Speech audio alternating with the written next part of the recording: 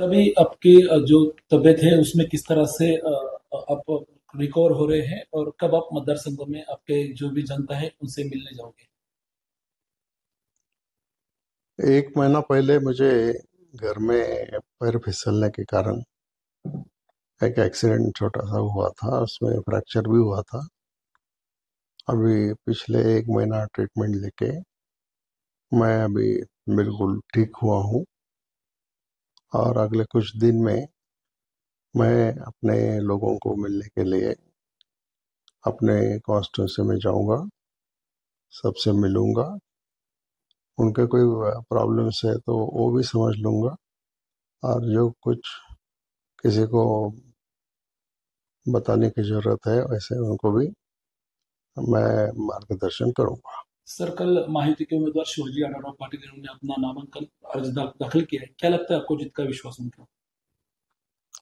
मुझे तो पूरा विश्वास है कि शिवाजीराव आढळराव पाटिल ये शिरूर लोकसभा मतदार संघ से 100% चुन के आएंगे। ऐसा नियोजन हमने किया है और ऐसा काम सब लोग कर रहे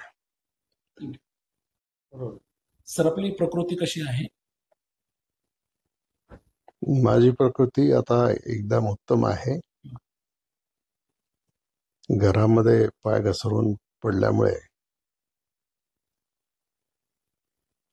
थोडंसं फ्रॅक्चर झालेलं होतं। गेल्या 15 दिवसात त्याच्यामध्ये खूप सुधारणा झालेली आहे। आणि सुधारणा झाल्याबरोबर मी माझ्या मतदारसंघामध्ये जाऊन जनतेमध्ये भेटून त्यांना जी चौकशी करायला पाहिजे ती त्यांची करणार आहे। आणि शक्य होईल तेवढं शिवाजीराव आढळराव पाटील यांना निवडून आणण्यासाठी मदत करावी अशा प्रकारचा प्रयत्न करणार आहे। सर, काल शिवाजीदादा आढळराव पाटील यांनी महायुतीतर्फे आपला उमेदवारी अर्ज दाखल केलाय. काय वाटतं विजयाचा विश्वास? मला वाटतं ते 100% विजय होतील, त्याच्यामध्ये काही संशय नाही। अं, शिवाजीदादा आढळराव पाटील शिवसेनेतून आपल्या राष्ट्रवादी काँग्रेसमध्ये आले.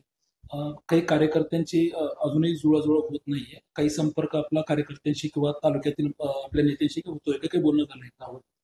नाही, जसे जसे लोक माझ्याकडे येत आहेत इथं मला भेटायला हॉस्पिटलमध्ये, तसं तसं मी त्यांच्याशी बोलतो आहे आणि ते कन्व्हिन्स होत आहेत। त्यामुळं तसं काही काळजी करायचं कारण नाही।